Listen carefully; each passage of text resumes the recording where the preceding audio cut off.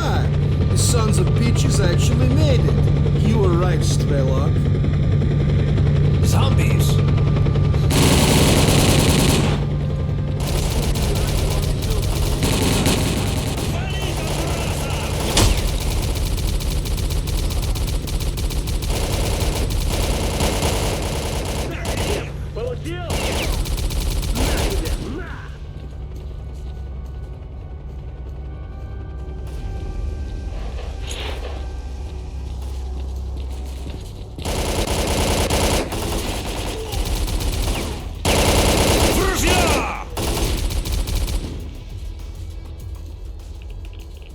Убью!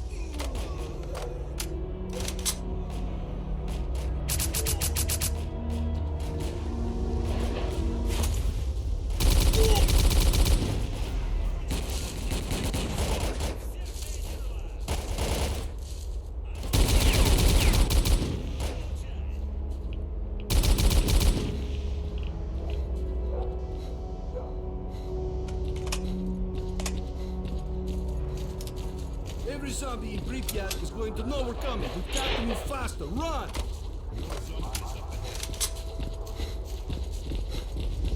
Так тебе! Получил? По отморозкам! Огонь! Порвем их! Вот тебе! Внимание, противник! Through the arch! Получай! Выноси, сволочей!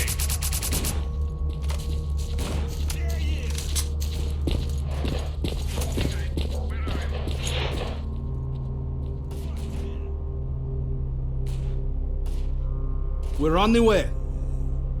Our orders are to take off if we come under attack, so hurry the hell up! Roger that. We'll be there soon. Stay alert and follow orders. We're real close to the evacuation point. Let's move!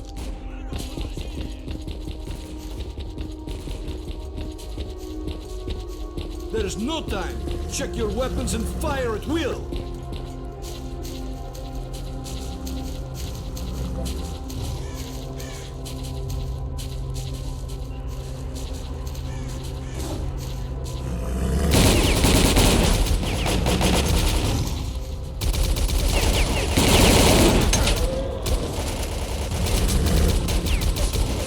Fire at will. Go!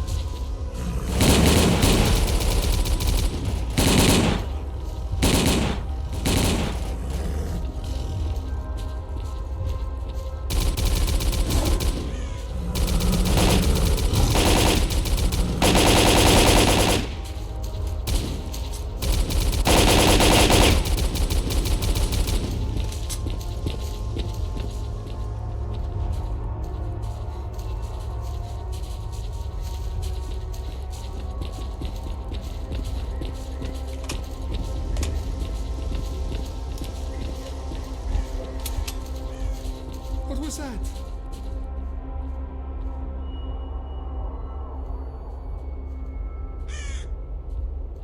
Don't stop. Keep moving. It's here. Run!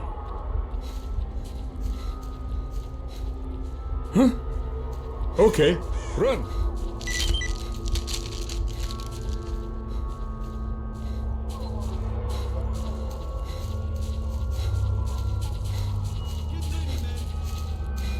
Major Detailer, if we're taking heavy fire from an unidentified enemy, we cannot hold out for long. Shit. It's monolith fighters. Fire at will and keep moving toward the choppers. Come on, boys.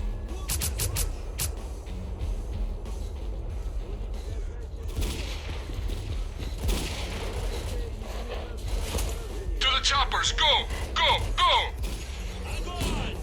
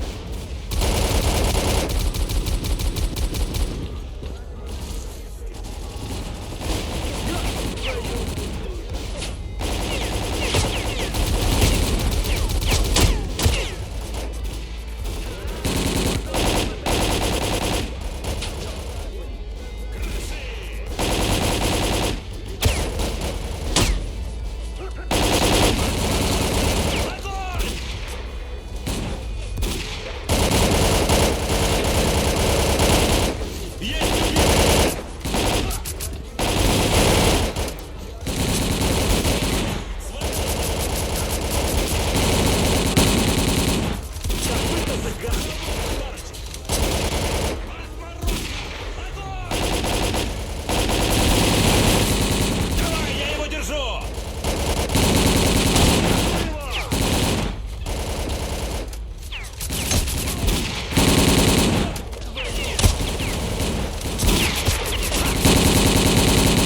Скопытился гад!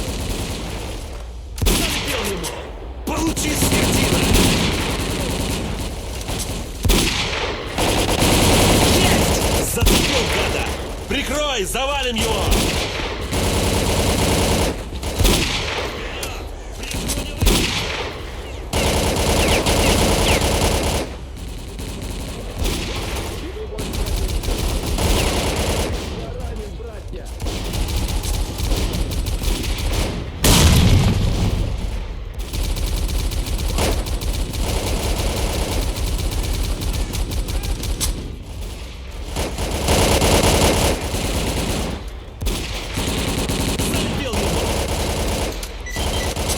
Приплыл.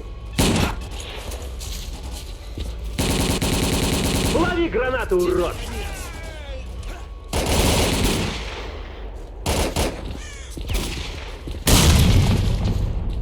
Major Dictatorov, we're ready to go.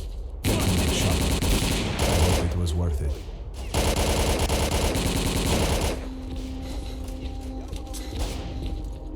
Лови гранату, гад! Я пошел, прикрывай!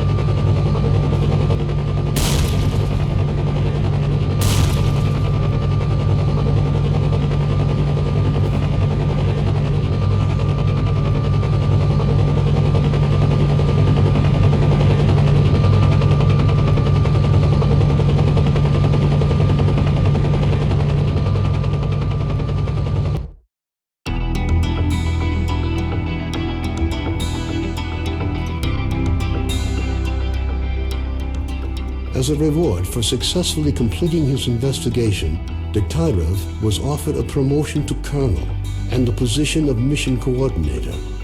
He declined the opportunity to work at the HQ and submitted a personal request to be sent to the zone as the USS Permanent Observer. The information about the development of psi devices obtained by S.T.A.L.K.E.R alerted USS commanders. All the information gathered on X-designated laboratories was removed from military archives and filed as top secret. All personnel working in the zone were ordered to prevent the disclosure of information about the laboratories at any cost. Several experimental samples were made on the basis of technical documents for Item 62. Following a set of test trials, it was decided not to go ahead with large-scale deployment of the weapon due to the high cost of ammunition. Nonetheless, it would be reasonable to assume that further development of the Gauss rifle is ongoing. Skadovsk became home to any and all who could reach it. Fierce Stalker resistance did not stop the bandits from making regular and ultimately unsuccessful attempts to establish their so-called order on the ship. Despite this ongoing struggle, the Skadovsk carried on its unique brand of life. Following the destruction of the bloodsucker lair, it's unlikely that anything could significantly change the state of affairs on the Skadovsk. the old ship became a temporary center of stability in the ever-changing world that is the Zone. A fragile balance was reached between freedom and duty squads at Yanov Station. Tired of the endless struggle, fighters of both factions started leaving their squads and joining the Free Stalkers. Professors Herman and Ozerski were forced to cut short their scientific research in the Zone due to a lack of data. On returning to the outside world, the two scientists proceeded to engage in unrelated work. Gary's stories about the Army's fate scared stalkers away from Pripyat. The few who dared to venture into the city ran into inexplicable phenomena, which added further dark strokes to an already gloomy picture of the dead city. The area around Yanov Station gained a reputation for being one of the most dangerous places in the Zone. Fewer and fewer stalkers make it back from raids, many dying at the hands of mutants within view of the camp. One of those missing is Trapper, who set out to track down a chimera on what appears to have been his last hunt. Rumors of Zulu's fate reached the leader of duty, General Veronin. Counter to most expectations, Veronin decided to posthumously award Zulu with the Silver Shield, duty's highest decoration.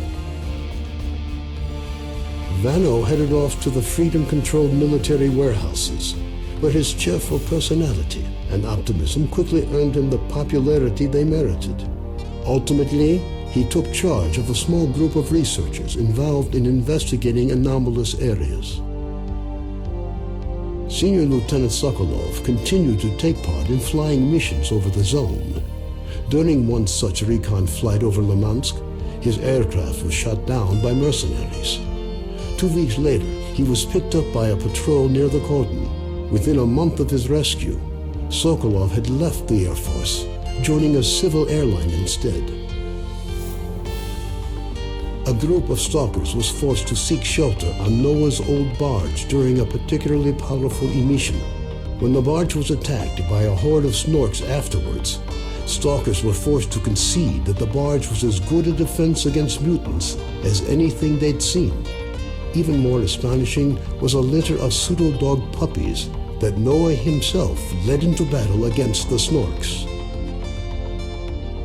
Having overcome his alcoholism, Cardin left the Skadovsk. Stalkers said he went to look for his missing friends. Several days later, he returned, suffering from wounds and radiation poisoning. As soon as his wounds healed, he left the Zone for the second and final time. S.T.A.L.K.E.R passed on the information he obtained on his trip to the Chernobyl NPP to the USS commanders.